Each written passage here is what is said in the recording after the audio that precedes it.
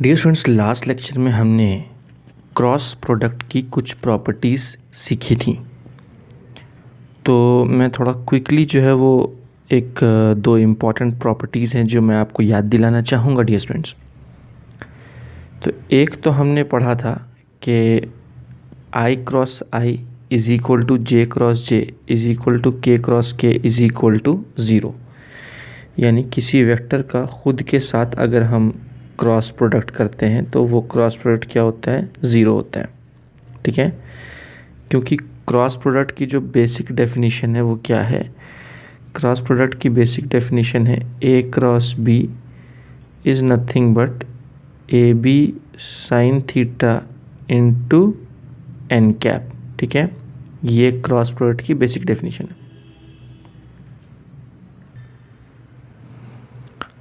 तो ये cross product की बेसिक डेफिनेशन है।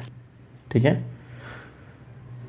तो अब यहाँ पे डियर स्टूडेंट्स, क्योंकि अगर ये ए और बी सेम वेक्टर्स रहेंगे तो ये थीटा क्या हो जाएगा, ज़ीरो हो जाएगा। और थीटा ज़ीरो होने से ये पूरा टर्म क्या हो जाएगा, ज़ीरो हो जाएगा। ठीक है, क्योंकि दो सेम वेक्टर्स के बीच का एंगल जो होता है वो ज़ीरो होता है। ठीक है, और अगर आप चाहें तो अपना नोट्स निकाल के क्रॉस चेक कर लें डियर स्टूडेंट्स, ये पूरा प्रूव करके मैंने दिया है लास्ट लेक्चर में आपको। ठीक है, और दूसरी प्रॉपर्टी हमने क्या देखी थी डियर स्टूडेंट्स, कि अगर हम करेंगे आई क्रॉस जे तो हमें क्या मिलेगा, के मिलेगा। अगर हम करेंगे जे क्रॉस के तो हमें क्या मिलेगा, आई मिलेगा। और अगर हम करेंगे के क्रॉस आई तो हमें क्या मिलेगा, जे मिलेगा। ठीक है, और उसके लिए मैंने आपको एक शॉर्टकट मेथड बताया था, ये वाला शॉर्टकट मेथड बताया था मैंने, क्लॉकवाइज आई जे के लिख दो और क्लॉकवाइज आओ तो पॉजिटिव में वैल्यू मिलेगी। ठीक है, और अगर एंटी क्लॉक गए तो वैल्यू नेगेटिव में मिलेगी, जो कि मैंने यहाँ लिखा है जे क्रॉस आई इज़ माइनस के cross J is minus I and I cross K is equal to minus जे। ठीक है, तो ये कुछ प्रॉपर्टीज़ हैं जिनका हमने इस्तेमाल किया था। अब देखो, इसके मदद से हम दो वेक्टर को क्रॉस प्रोडक्ट कैसे करते हैं वो हम सीखेंगे। ठीक है, तो लेट्स सी। तो अगर मान लो डियर स्टूडेंट्स हमारे पास दो वेक्टर्स हैं, ठीक है, तो एक मान लो हमारे पास है वेक्टर ए। ठीक है, सच दैट वेक्टर ए इस तरह से मैं लिख रहा हूँ, A1 आई कैप प्लस A2 जे कैप प्लस A3 के कैप। ठीक है, ये मान लो A1 A2 A3 जो है वो एक्स वाई और जेड कॉम्पोनेंट्स हैं, यानी आई जे के कोएफिशिएंट्स हैं। और जो वेक्टर बी है उसको मैं बोल रहा हूँ B1 आई कैप प्लस B2 जे कैप प्लस B3 के कैप। ठीक है, B1 B2 B3 जो है वो उसके एक्स वाई और जेड कॉम्पोनेंट्स हैं। ठीक है, अब मान लो हमें निकालना है A क्रॉस B। ठीक है, ये अगर हमें फाइंड आउट करना है तो हम A क्रॉस B कैसे फाइंड आउट कर पाएंगे, लेट्स सी। तो देखो, हमें पता है कि जो क्रॉस प्रोडक्ट होता है इट ओबेज डिस्ट्रीब्यूटिव लॉ, है ना, यानी वो डिस्ट्रीब्यूट हो सकता है। तो A क्रॉस B के लिए मैं क्या लिखूँगा, मैं लिखूँगा A cross B is nothing but what, A1 I plus A2 J plus A3 के, ये ऐसा लिखा मैंने। ये पूरा का पूरा हमारा वेक्टर ए है cross vector B. Vector B क्या है, वेक्टर बी है B1 आई प्लस B2 जे प्लस B3 के। ठीक है, तो ये मैंने vector A cross vector B लिख दिया है यहाँ पे। अब डिस्ट्रीब्यूटिव लॉ के हिसाब से अगर हम देखें डियर स्टूडेंट्स तो क्या होगा, है ना, लेट्स सी। तो यहाँ पर डियर स्टूडेंट्स ये जो पहला टर्म हमको दिख रहा है, ये पहला टर्म जाएगा और वो इससे मल्टीप्लाई होगा। ठीक है, तो मल्टीप्लाई होने के बाद क्या होगा वो मैं नीचे लिखता हूँ। ठीक है, तो A1 और B1 आपस में मल्टीप्लाई होंगे, लेकिन हम देख रहे हैं कि यहाँ पे आई कैप जो है वो जाके किससे मल्टीप्लाई हो रहा है, आई कैप से ही मल्टीप्लाई हो रहा है। अगर आप ध्यान से देखें, यानी कि आई कैप क्रॉस आई कैप हो रहा है। हमको पता है डियर स्टूडेंट्स कि आई कैप क्रॉस आई कैप किया तो क्या मिलता है, ज़ीरो मिलता है। ठीक है, तो इन दोनों का जो वेक्टर प्रोडक्ट होगा वो क्या हो जाएगा, वो हो जाएगा ज़ीरो। ठीक है, बहुत अच्छी बात है। अब ये टर्म जाएगा और वो दूसरे वाले टर्म से जाके क्रॉस होगा। ठीक है, तो A1 और B2 आपस में मल्टीप्लाई हो जाएंगे, मैं प्लस लिख देता हूँ। तो A1 और B2 आपस में मल्टीप्लाई हो गए और I क्रॉस J करना पड़ेगा क्योंकि यहाँ पर एक I है और यहाँ पर एक J है। तो I क्रॉस J क्या होगा डियर स्टूडेंट्स, जो हम यहाँ देख चुके हैं, I क्रॉस J है हमारा K। ठीक है, तो मैं I क्रॉस J की जगह पर क्या लिख दूंगा यहाँ पे, हाँ जी, यहाँ पे हो जाएगा K। ठीक है, A1 into B2 K cap. ठीक है, अब ये टर्म जाएगा और ये तीसरे वाले टर्म से क्रॉस होगा।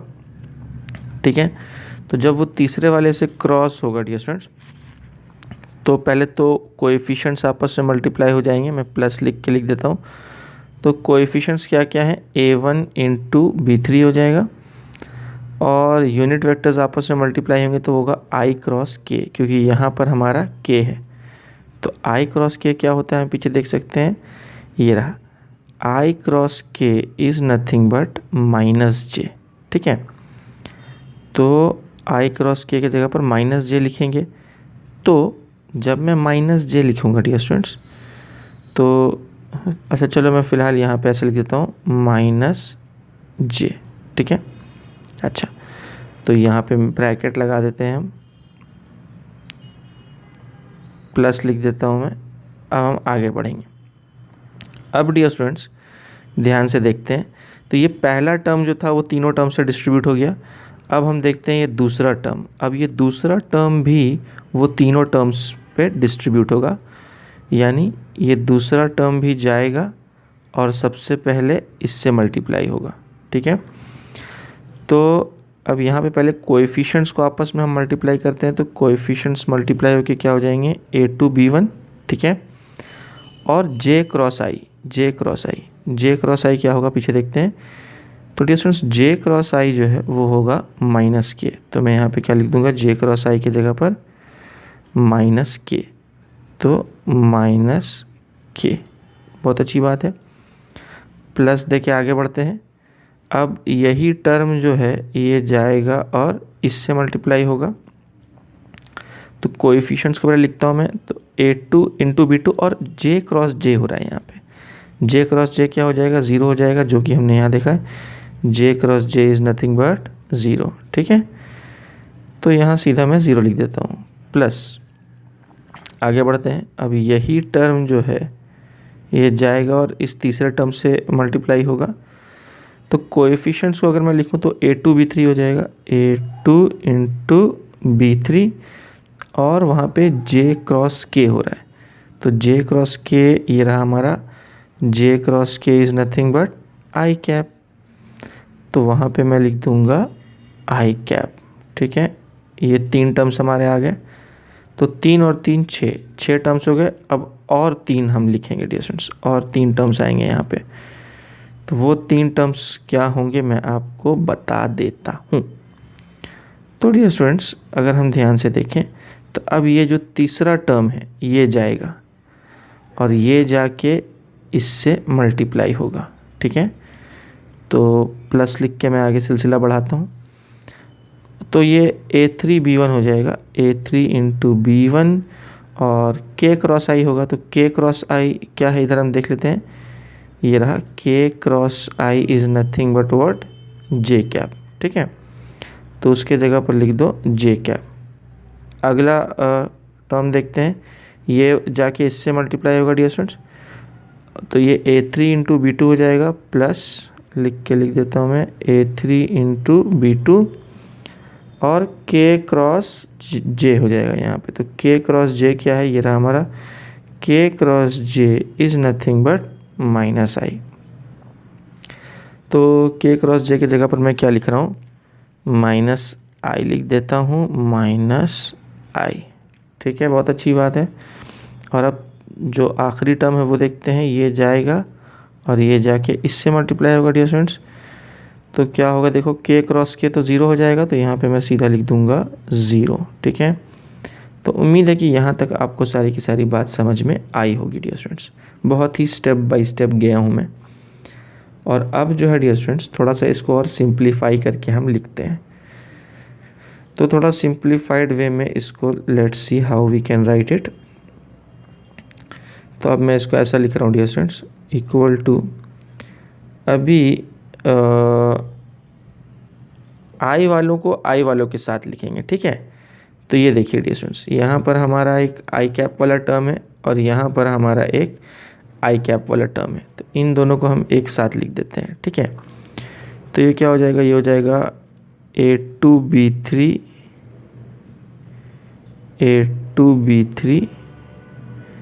आई कैप माइनस A3B2 आई कैप माइनस A3B2 आई कैप। देखो ये मैंने कैसे लिख दिया, क्योंकि ये एक्चुअली माइनस साइन यहाँ बाहर निकलेगा तो ये माइनस A3B2 आई कैप हो जाएगा ना। तो इसी चीज़ को मैंने यहाँ लिखा है, ठीक है। अच्छा, ये तो हमने आई कैप वाले टर्म्स लिख दिए, ठीक है। अब हम लिखते हैं हमारे कौन से टर्म, जे कैप वाले टर्म को। तो जे कैप वाला कहाँ कहाँ है, देखो एक जे कैप वाला टर्म यहाँ है और एक जे कैप वाला टर्म यहाँ है, ठीक है। तो इसको हम क्या लिखेंगे, इसको मैं लिख रहा हूँ प्लस A3B1 जे कैप, ठीक है, माइनस A1B3 जे कैप, ठीक है। All right. और अब मैं आखिरी टर्म लिखूँगा और वो के कैप वाला होगा। तो के कैप एक तो यहाँ है और दूसरा के कैप कहाँ है, यहाँ है, ठीक है डियर स्टूडेंट्स। तो इसको मैं लिख रहा हूँ प्लस A1B2 के कैप, A1B2 के कैप माइनस A2B1 के कैप, ठीक है। इस तरह से मैंने आई वालों को एक साथ, जे वालों को एक साथ और के वालों को एक साथ लिख दिया है, ठीक है। बहुत ही अच्छी बात है। अब डियर स्टूडेंट्स यहाँ पर हम ध्यान देंगे, तो अभी इसको मैं क्या कर रहा हूँ, आई कैप, जे कैप और के कैप कॉमन निकाल ले रहा हूँ इन सभी टर्म्स में से, ठीक है। तो अगर मैं कॉमन निकालूँ तो लेट्स सी यहाँ क्या बनता है। तो यहाँ पे बनेगा डियर स्टूडेंट्स, इस तरह से लिख रहा हूँ मैं। तो यहाँ पे ये बन जाएगा A2B3 माइनस A3B2 आई कैप, ठीक है, प्लस यहाँ पे हो जाएगा A3B1 माइनस A1B3 जे कैप, प्लस यहाँ पे अगर हम के कैप कॉमन निकाल लें तो A1B2 माइनस A2B1 के cap. That's it dear students, यही है हमारा A क्रॉस B। यही क्या है हमारा A क्रॉस B। तो अब dear students A cross B निकालने का एक मेथड और है। ये तो एक लॉन्ग कट मेथड मैंने आपको बताया यहाँ पे। अब चलो हम देखते हैं एक shortcut method A cross B निकालने के लिए, ठीक है। तो जो शॉर्टकट मेथड है डियर स्टूडेंट्स, शॉर्टकट मेथड को हम बोलते हैं डिटर्मिनेंट मेथड, ठीक है। तो अब हम देख रहे हैं determinant method to find, determinant method to find cross product, ठीक है, टू फाइंड क्रॉस प्रोडक्ट। तो ये बड़ा ही इजी मेथड है और इसी मेथड को हम यूज़ करेंगे डियर स्टूडेंट्स। तो आओ देखते हैं मेथड क्या कहता है कि अगर हमारे पास दो वेक्टर्स हैं A और B, तो यही दो वेक्टर्स हम लेते हैं जो हमने यहाँ लिया था, ये A और B, ये दो वेक्टर्स हमने लिए थे, यही वेक्टर्स हम यहाँ चूज़ कर रहे हैं। तो अगर हमारे पास दो वेक्टर्स है A और B, तो सपोज़ A जो है वो A1I है प्लस B1J प्लस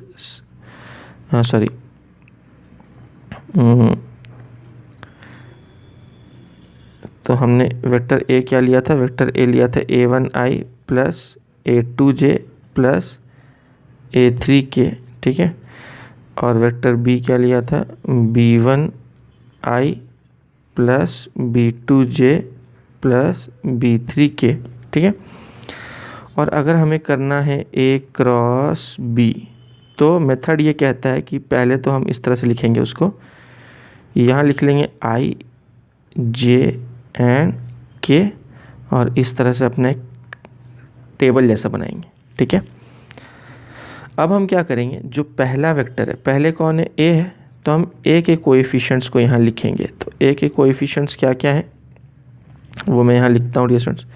तो ए के कोएफिशिएंट्स A1 A2 और A3 हैं। तो आई के लिए A1, जे के लिए A2 और के लिए A3। ठीक है, और फिर सेकंड वेक्टर हमारा बी है, तो फिर हम बी के कोएफिशिएंट्स को लिखेंगे। तो यहाँ B1, B2 और B3। ठीक है, इस तरह से हमें लिख लेना है पहले उसको। ओके जी, अब हमें क्या करना है, तो मेथड हमें ये बताता है कि इसके बाद हमें इस तरह से लिखना है डियर स्टूडेंट्स।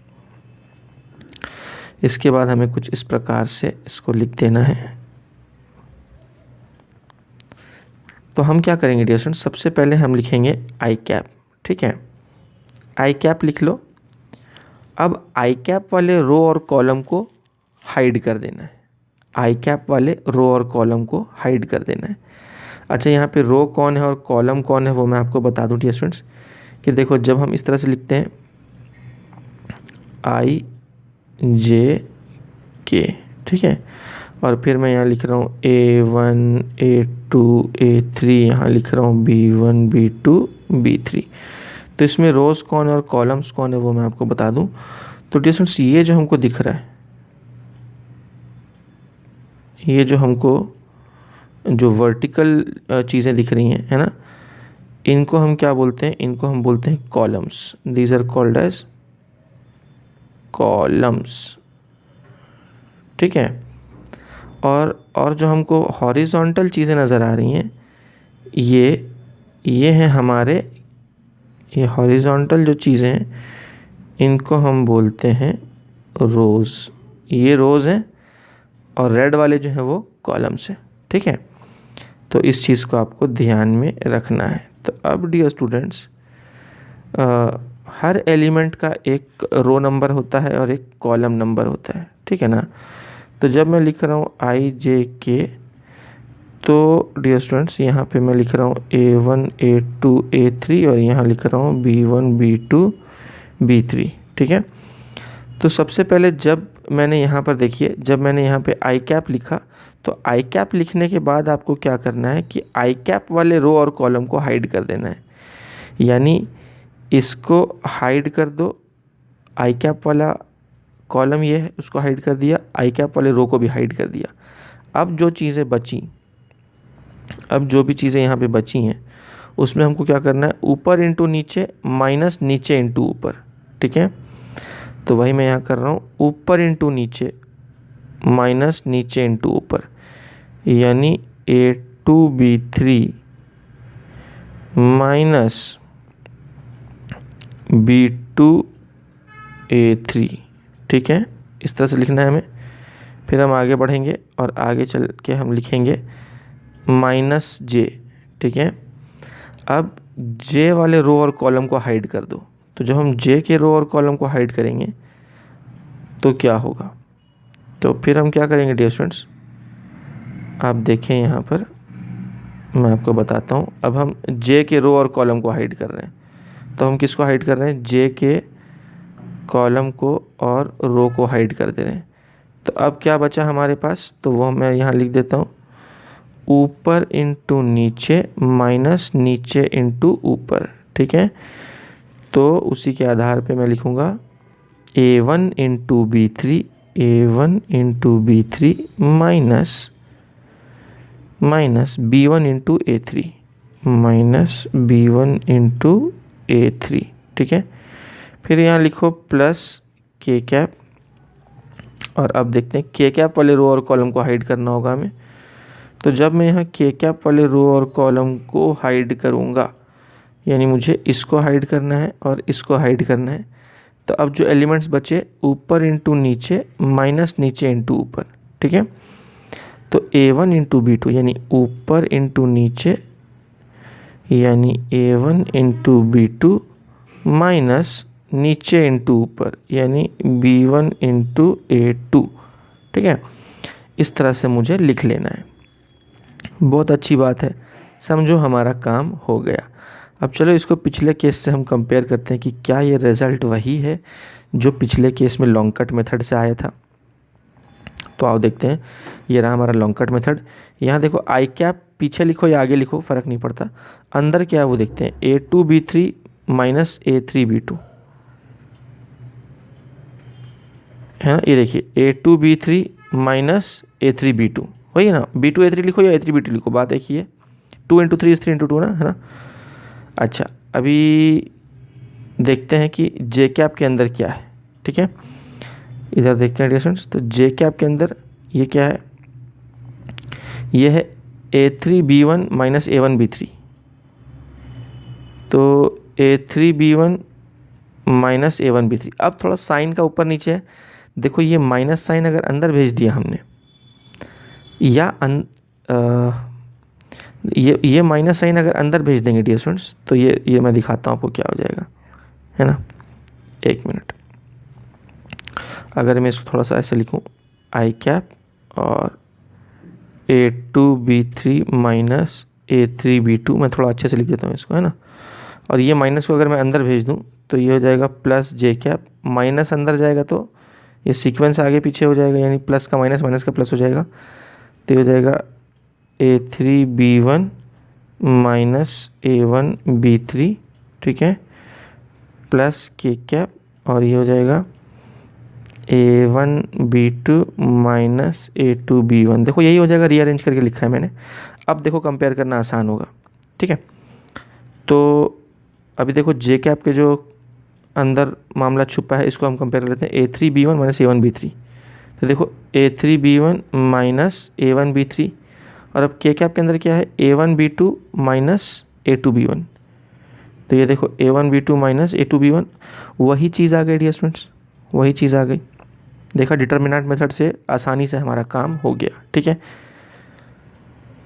तो अब यहाँ पे एक आपको क्रिटिकल बात बता देता हूँ। वो क्रिटिकल बात ये है कि ये वाले स्टेप में देखेंगे डियर स्टूडेंट्स, ये वाले स्टेप में आई कैप का साइन क्या है, पॉजिटिव, और जे कैप का साइन मैंने क्या रखा है, नेगेटिव, और के कैप का साइन क्या रखा है, पॉजिटिव, ठीक है, प्लस माइनस प्लस।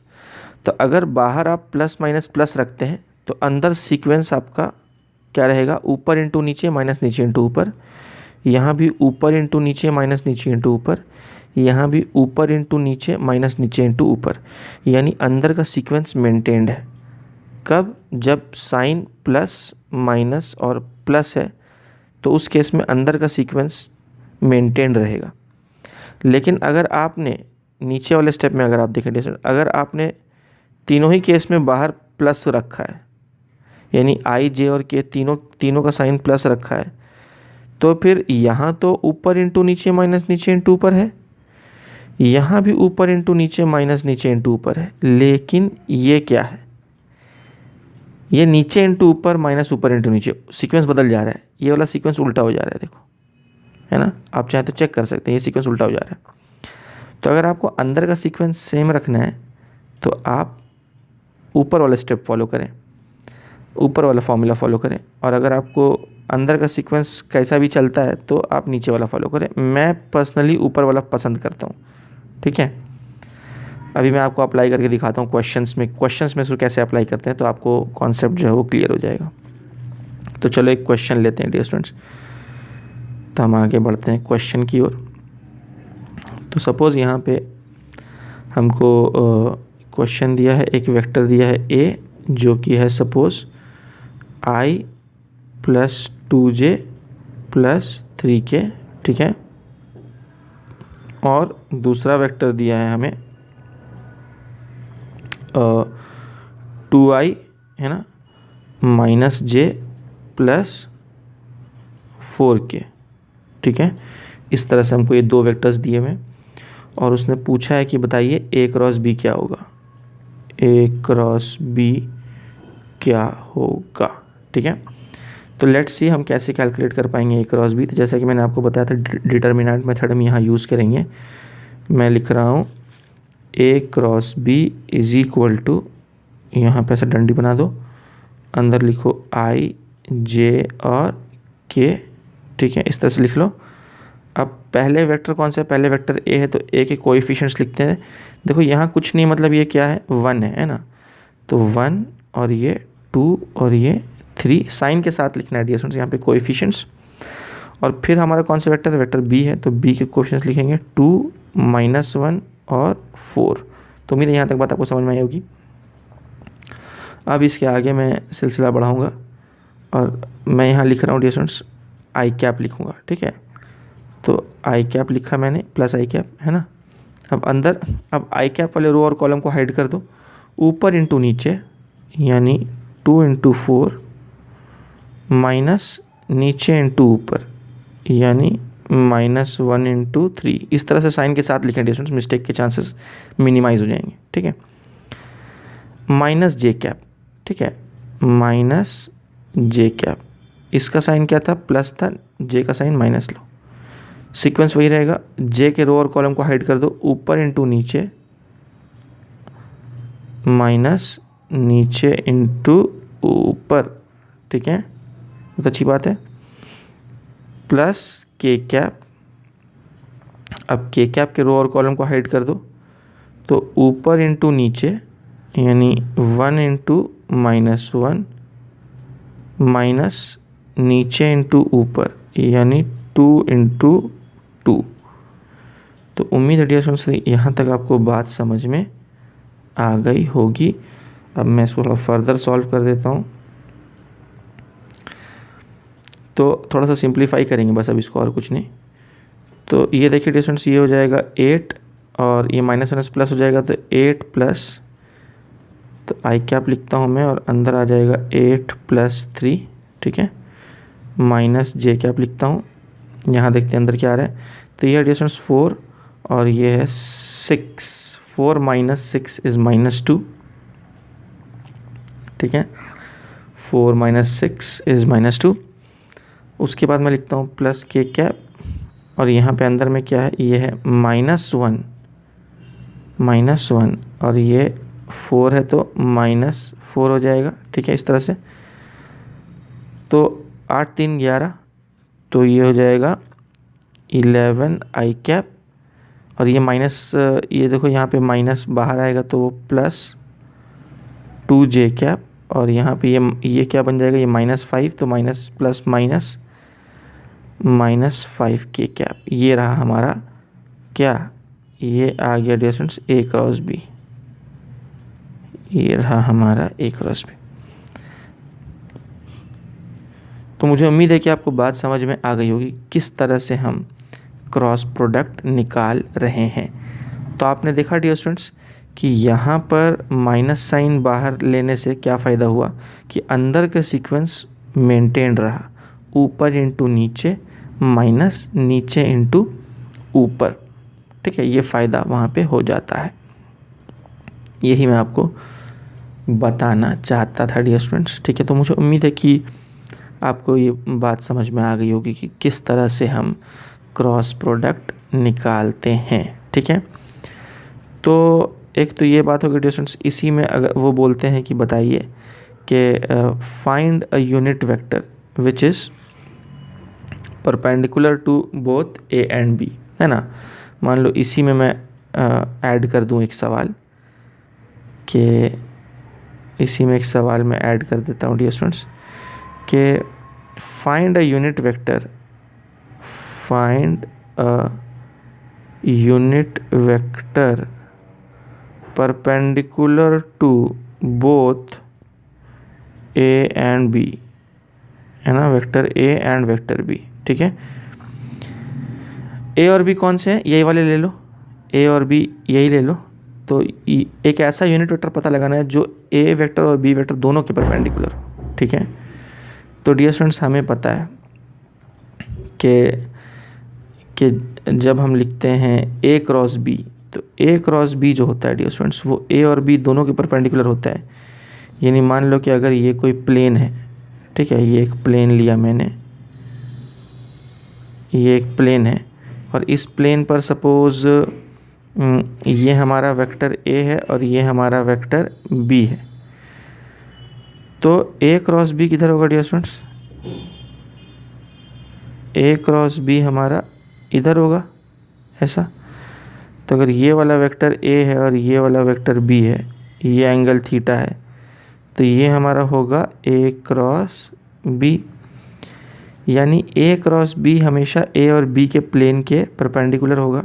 ठीक है, तो डियर स्टूडेंट्स ध्यान देने वाली बात यह है कि जब हम करते हैं ए क्रॉस बी, तो ए क्रॉस बी को हम क्या बोलते हैं, A B sine theta into N cap. ठीक है, तो ये एन कैप किधर होता है डियर स्टूडेंट्स, एन कैप ये इधर होता है, ये हमारा एन कैप है, यानी ए क्रॉस बी का मैग्नीट्यूड ये है और ए क्रॉस बी का डायरेक्शन ये है। तो देखो एन कैप किसके दिशा में है, ए क्रॉस बी के दिशा में है ना।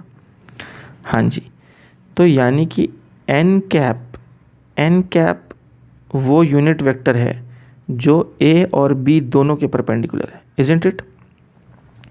हमें वो यूनिट वेक्टर फाइंड आउट करना था जो ए और बी दोनों के परपेंडिकुलर हो, और वो यूनिट वेक्टर कौन है, एन कैप।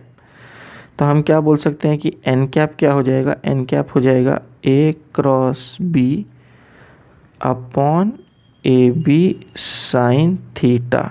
ठीक है, इसको ऐसा लिखो, इसको ऐसा भी बोल सकते हैं A cross B upon A cross B का मैग्नीट्यूड, क्योंकि A B sine theta is nothing but A cross B का मैग्नीट्यूड। हम यहाँ भी देख सकते हैं ये जो ए बी साइन थीटा है ये एक्चुअली क्या है, ए क्रॉस बी का मैग्नीट्यूड है।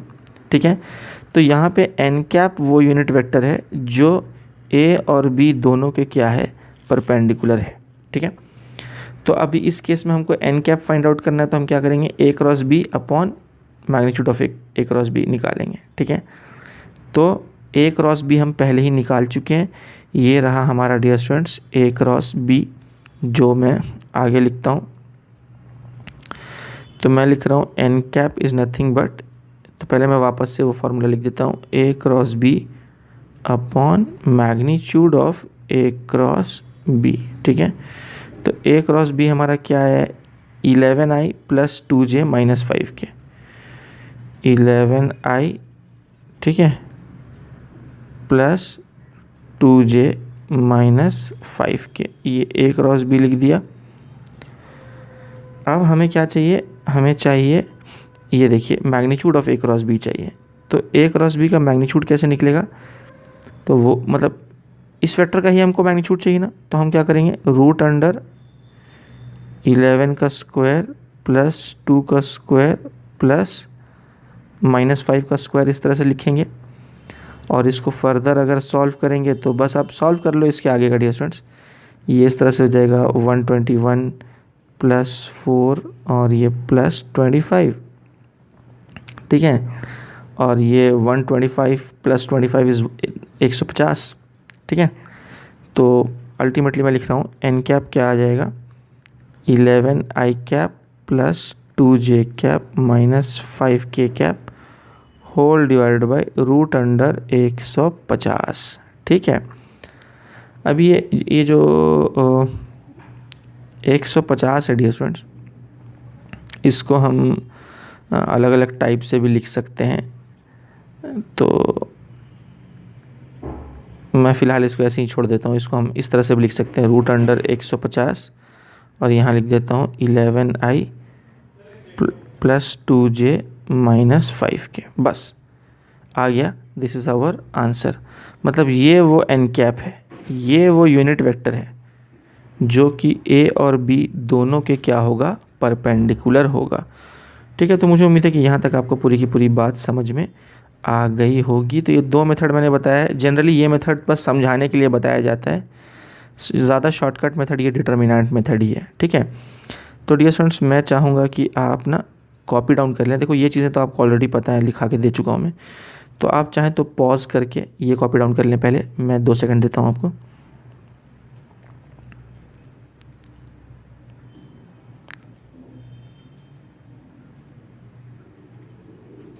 फिर आप पॉज करके ये कॉपी डाउन कर सकते हैं।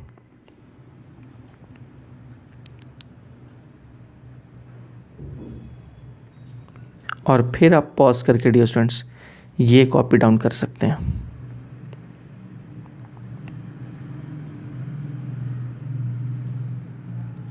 और फिर आप पॉज करके ये कॉपी डाउन कर सकते हैं। 2 सेकंड दे रहा हूँ मैं।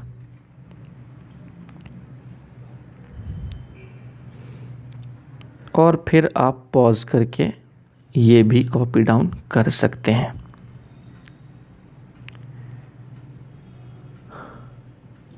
तो डियर स्टूडेंट्स, अभी 1-2 पॉइंट्स आखिरी के रह गए हैं कि ट्रायंगल का एरिया हम कैसे निकालते हैं बाय यूजिंग क्रॉस प्रोडक्ट, और पैरेललोग्राम का एरिया कैसे निकालते हैं बाय यूजिंग क्रॉस प्रोडक्ट। ये कुछ छोटे मोटे पॉइंट्स हैं जिसको हम अगले लेक्चर में कवर करेंगे। तो अगला लेक्चर जो होगा वो हमारा आखिरी लेक्चर होगा ये अपना स्केलर्स एंड वेक्टर्स के ऊपर। ठीक है, ये सेकंड लास्ट लेक्चर था। Next lecture would be our last lecture on scalars and vectors, and after that we will start motion in one dimension, यानी motion in a straight line. Okay, तो आज के लिए इतना बस करते हैं। Over and out.